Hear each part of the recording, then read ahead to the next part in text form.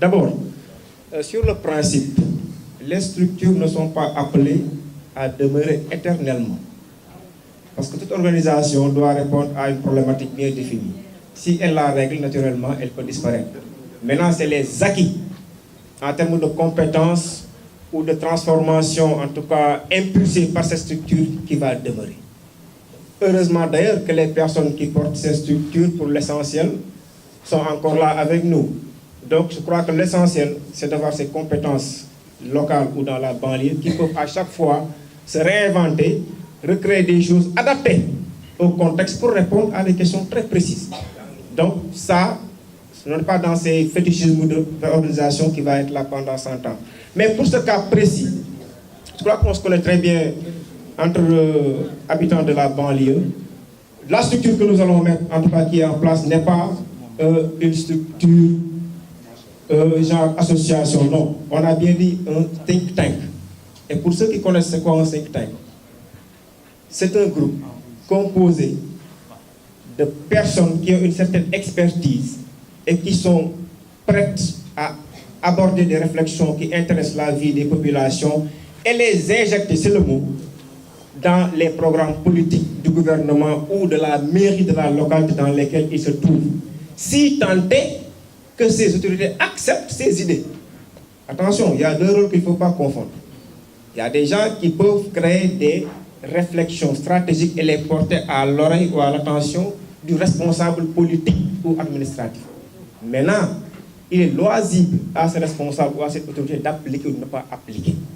Mais l'essentiel, ces experts ont l'obligation et le droit quand même de porter cette réflexion. Mais pour ce cas précis, justement, nous sommes avec le président de la République. Et je crois que nous le soutenons et nous sommes conscients et confiants que si nous arrivons à, en tout cas, lui proposer des choses assez concrètes, mais il est dans son intérêt de les appliquer et il le fera. Autre chose, nous avons des thématiques bien précises.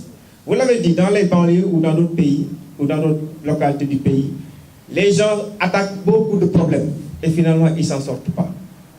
Qui trop embrasse, mal étreint. Nous, encore une fois, notre champ d'action, c'est d'appuyer le président dans la politique de trouver des occupations pour des revenus stables, comme a dit Grandin, concernant surtout les femmes et les jeunes. Et par pure coïncidence, la plupart des membres qui composent le comité travaillent dans le financement des femmes et des jeunes. C'est une coïncidence, hein? C'est une coïncidence. Et je crois que ceci est une opportunité que la banlieue ou les banlieues devront saisir pour rapidement adresser ce problème de l'emploi et de l'occupation des femmes et des jeunes. Je crois que pour l'essentiel, ce groupe, en tout cas, aura comme cheval de bataille cette thématique sur l'emploi. Beaucoup de forums, effectivement, se sont tenus dans la banlieue. Pour moi, ce n'est pas une mauvaise chose. Au contraire, attention, il faut qu'on change de paradigme dans notre façon de penser. Ce n'est pas bon de décourager des gens qui se lèvent, mais ne serait-ce que discuter 2 heures de temps, même s'il n'y a rien derrière. Le fait qu'on discute, vous ne pensez pas que ça règle beaucoup de problèmes. Psychologiquement, ça renforce les gens. Sur le plan des compétences, on leur transfère même des connaissances qu'ils n'auraient pas acquises dans d'autres circonstances. Attention, le concret, ce n'est pas de sortir d'un forum et tout de suite de bâtir une mosquée. Non, attention. Le concret, c'est de parvenir à faire avancer des gens ou des populations d'un niveau A vers un niveau B de prise de conscience plus élevé. Et je le dis tout le temps, les plus influentes personnes de l'humanité, c'est le prophète Mohammed et le prophète Jésus. Personne d'entre eux n'a construit ni mosquée ni église. Mais ils ont bâti des hommes qui dominent le monde aujourd'hui. Le concret, c'est ça. Et dans l'optique que nous avons aujourd'hui, justement, Dr Diop l'a dit, il faut qu'on change nos façons de penser, surtout à Pékin dans la banlieue. Donc vraiment, je crois que nous sommes en train d'agir non seulement sur mais sur les principes et la réflexion, comme dit le grand, sur le stock de capital humain.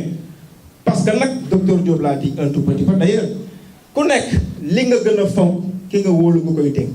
Mais ki nga wóolu kan la? c'est quoi son parcours, c'est quoi son cursus, c'est quoi ça, etc. Donc il faut qu'on revienne sur l'individu et ne pas être pressé de bâtir des choses. Non. La plus grande œuvre de l'humanité, en fait, de la création, c'est l'homme. Il faut qu'on bâtisse les hommes d'abord, et ces hommes qui vont bâtir les républiques, les villages, etc., etc. Donc vraiment, on est ensemble et vous êtes là, que Dieu nous donne longue vie pour qu'ensemble on suive. Et Alioune l'a dit, nous avons lancé le projet, mais il n'appartient à ce comité d'initiative-là. La presse, vous qui habitez la banlieue, vous êtes tous concernés dans ces réflexions-là. Donc la porte n'est pas fermée. Si ça échoue, ce ne sera pas notre faute. Tu seras partie prenante. Et j'admire ton courage et continuer justement à poser ce genre de questions. Ça peut aider des initiateurs de ce genre de mouvement à être sur le droit chemin. Le contrôle citoyen. Donc c'est important. Merci pour cette présentation du banlieue. dafa am maanaam pexe yu mel nii yu bari yoo xam ni gisoon nañ ko fii. lu leen man maa yor solution loolu ce serait malhonnête mais dañoo jàpp ni banlieue bi comme ni ko docteur Diop waxee li gën ci Sénégal dañ fee juddoo di fi yeewoo ndax bu ñuy wax nit xel maa tax defe naa kenn mënul weddi ni banlieue bi formé na ay borom xel yu sell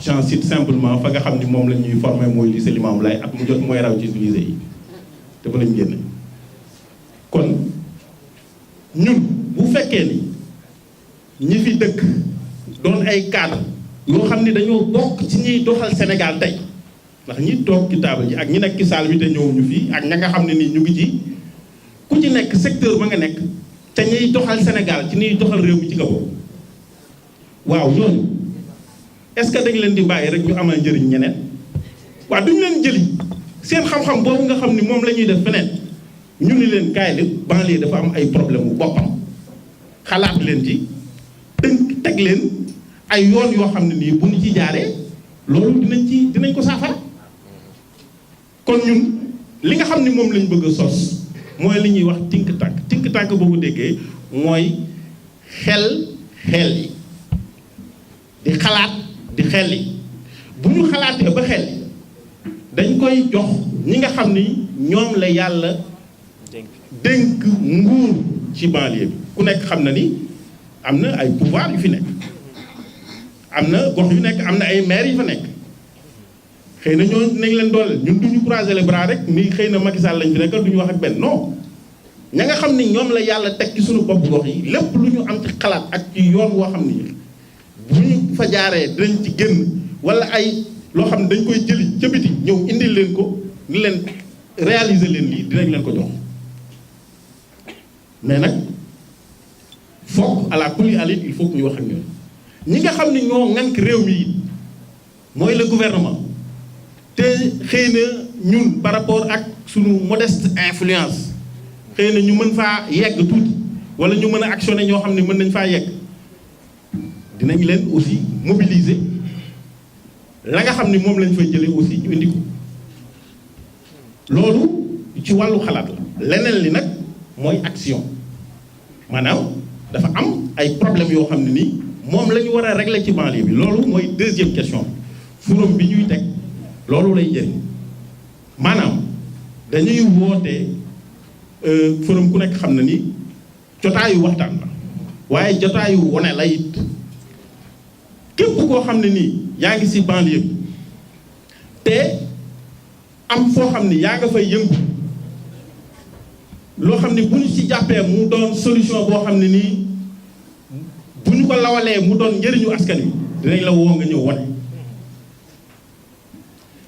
dinañu aussi fexe ba li nga xam ne nii moom moo fi am comme potentiel te nguur gi nas ko muy ay yoon yoo xam ni nee na man kat dinaa saafara problème mu emploi jeunes yi waaye ñun banlieue suñu premier problème mooy liggéeyu xale yi ci kër gi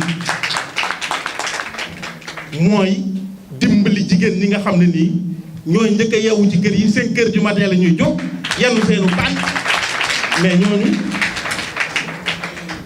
ku leen fekk ca loolu ñuy liggéey won leen yoon woo xam ne nii bu ñu ci tegoo loolu ñuy liggéey taabal jooju ñu yor ëllëg ak si biir dina doon bitig ba muy doon ay conteneur defe naa ni njariñ la ci banlieue donc forum bi ñu nga xam ne nii moom la ñuy teg mooy initiative yi nga xam ni tey jii nguur gi nas na ko mu nekk ay li ñu tudde ay niche de financement ay poche yoo xam ni lenn li ma nga présidence lenn mu ngi ministère de la femme leneen li mu ngi ministère de la jeunesse leneen li mu ngi feneen ak feneen ak feneen lépp nu jëli ko teg ko ci benn plateau ni gaa ji bool baa ngi nii ku ci nekk nañu xool nooy raxas sa loxo lekk defe naa ne loolu moom la ñuy gisal loolu mooy question bi.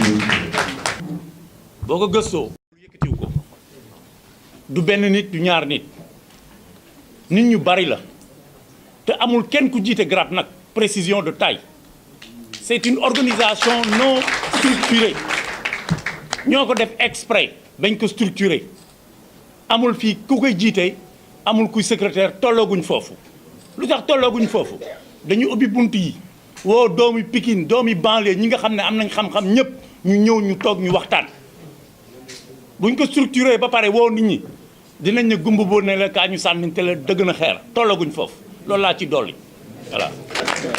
Projet comme le TER, vous n'ignorez pas que même avant sa mise en œuvre, il y a des études d'impact environnemental, etc., etc.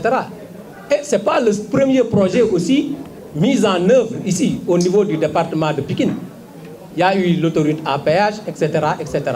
Donc, là, le dédommagement, c'est-à-dire le calcul des impenses aussi, et du ressort du niveau technique, notamment l'APIX, qui, à travers peut-être des experts, calcule tous les impenses qui doivent être payés. Maintenant, bon, on est tous dans un pays organisé quand même. Et personne ne sera satisfait du montant qui lui sera octroyé. Là aussi, il faut qu'on se tienne un langage de vérité. Si aujourd'hui ma maison est impactée, je ne serai jamais satisfait du montant qui m'a été donné. Mais maintenant, il appartient à l'autorité qui est en train de négocier et à toujours négocier les autorités qui vont décider en rapport peut-être avec les populations et vont les dédommager à hauteur des impenses sur la base de calculs exhaustifs et justes. Donc voilà ce que j'avais à répondre pour le TER. Maintenant, pour les travaux qui sont à l'arrêt, il faut qu'on fasse jouer l'esprit de responsabilité. Nous ne serions pas là à vous donner des réponses qu'on ne maîtrise pas au fond. Voilà. Ça, c'est l'esprit de responsabilité et nous ne faisons pas de la politique politicienne. On fait la politique au sein de la gestion de la cité. Ouais. Nous gérons la cité, nous n'avons pas de réponse. Mais comme on l'a fait pour d'autres projets, on a été jusqu'à des niveaux de décision très élevés pour poser des problèmes. Nous allons nous enquérir des raisons et essayer de jouer de nos relations dans le cadre de la réflexion et de l'action au profit des populations de la banlieue pour que les solutions soient trouvées. Voilà, c'est la réponse que j'ai. Il faut y arrêter. Notamment ay route de Niayes bi côté Cheikh Béthio beeg yooyu li ma ciy tontu mooy ñun dañoo nekk ci réew moo xam ni wax dëgg yàlla nous faisons partie des pays les mieux organisés du monde waaw réew yi gën a am organisation ci la Sénégal bokk ci kaw loolu TER bi projet la boo xam ne ay experts ñoo ko yor ku nekk dégg na APIX ay kàngam yu mag yoo xam ni ñoo fa nekk bu ñu leen di tànn sax dañuy def appel à candidature jël les meilleurs ingénieurs yi gën a xarañ ci Sénégal fi ñu toll nii ñoo nekk ci ay APIX ñooñu tamit ay sénégalais comme ñun dañuy def seen liggéey ca na mu ware te ñi ngi def seen liggéey ca na mu ware avant projet bi day am ay étude maanaam dañuy xayma projet bi yan jeexital lay am ci askan bi buñ ko defee ba pare ñu xool nag ku ci nekk nañ lañ la war a cëral nan lañ la war a dàmpe ndàmpaay boobu tamit ay experts ñoo koy def day am ay commission yoo xam ne ay gouverneurs ak toutes les autorités administratives ak ñëpp population ñëpp dañuy bokk ci commission yooyu ñu étudier nan leen ne war a joxe ndàmpaay bi jox leen ko te loolu lépp vraiment réewu Sénégal def na ko te dinañ leen dàmp te na mu ware waaye nag il faut ñu d'accord ni ñëpp ni tey man bu ma amoon sama kër ñu koy toj wala ñu ma fay jëlee buñ ma joxoon 100 millions it te kër gi jar 20 millions it du ma doyal damay xalaat ñu jox ma 200 waaye nag réew moo xam ni dafa organiser wu ci la ñu nekk ñi mu doon seen liggéey ñu xarañ lañ état bi tamit askan bi la fi nekkal te toujours mu wane ko dinañ leen dàmp ca na mu ware donc ci yeneen projet yi nag ñi ngeen wax lu tax chantier yenn yi arrêté notamment route des Niayes bi